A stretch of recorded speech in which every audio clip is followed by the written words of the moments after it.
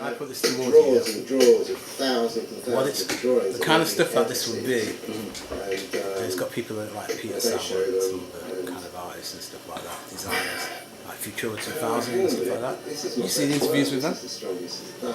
So, not the kind of, I said earlier, not the kind of frilly canvases that I was doing.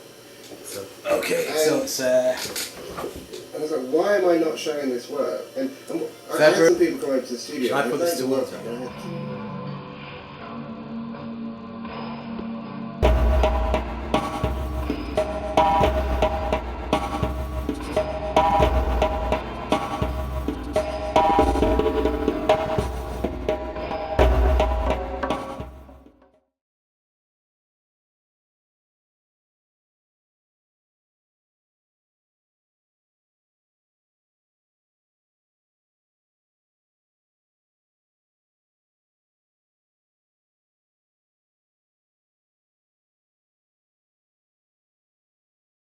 Suggest it was ecological in that sense.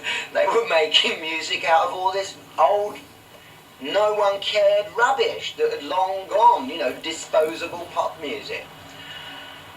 And they made sense of it all in some way. So I thought, I talked to Africa Bambaataa for a little while and I said, you know, I've got this group in town, they're from England. I'm having them play sort of African drums and they're doing a kind of music that you may be interested in, but more importantly, I would love you to come to their show and maybe support them. Put this on stage. Have you ever been to done a show in New York in any way? And of course, no, they never had. But they were keen and would elect to do it. So they arrived that Monday night at the backstage. They couldn't get in. There was a big kerfuffle at the door. Finally, you know, because people thought they were like, I don't know, we're going to rip them off or blast their head off or whatever, or they were just trying to break in. But no, they were my support band, and I explained this, and finally got them in, and they mounted the stage. The most extraordinary thing was, though, of course, most of the audience were, I would say, white. There were record company executives, and everybody watched as this group was not a typical group. There were people with spray cans, guys had sort of giant boards were erected, a trestle table was erected, a group of kids came on stage, their baseball hats were turned round, they had graffiti across their t-shirts, they had a kind of a look that was totally different from anything anybody had genuinely witnessed before, particularly in what could be termed a typical New York rock venue.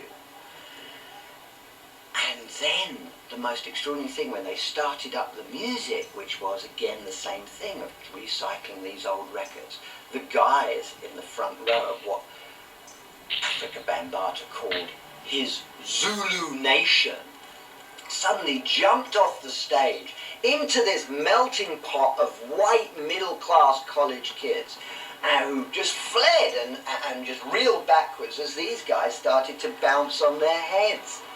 And I thought it was phenomenal. The executives.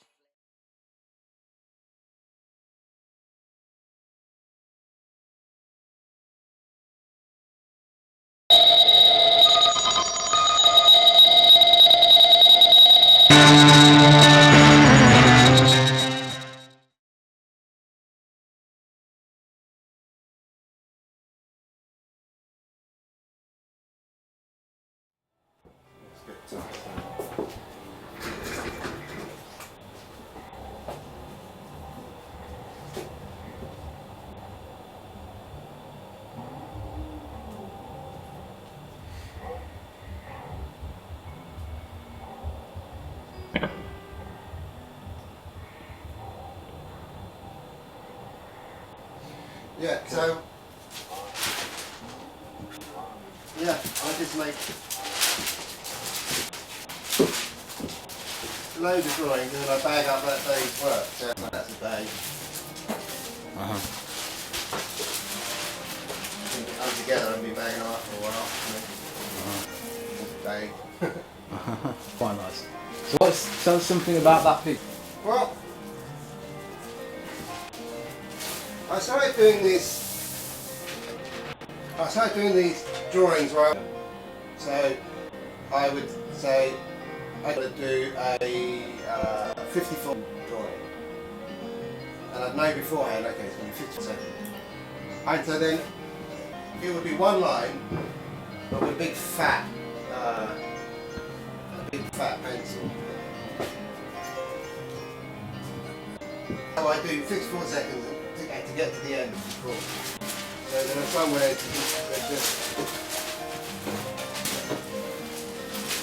just be clean like that. Okay. So it's, when they time it.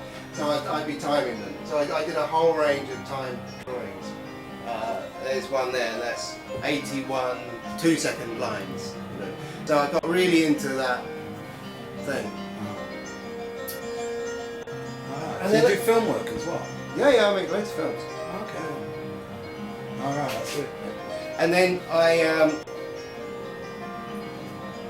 I spilt some water on one of them, and something amazing happened. it suddenly went like that. Wow, look! And so then I started to just work into them, like, okay, let's break down, because that's quite a rigid format. Okay, timing your drawings, really rigid. So then I did that, and then I wanted to break that down with something that was the opposite, which was just completely free. So that's what these were.